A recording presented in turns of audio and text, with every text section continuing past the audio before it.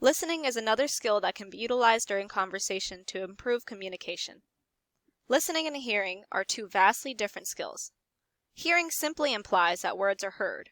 However, listening implies that there was an active effort to listen, process, discuss, and recall the speaker's message. There are also several stages of listening, such as noise, hearing, selecting, attending, understanding, evaluating, remembering, and responding. Noise involves external stimuli distractions.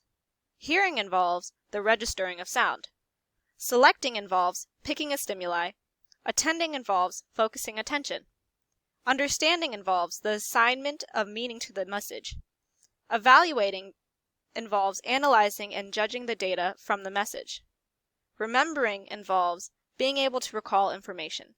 Lastly, responding involves the audience to reply to the speaker.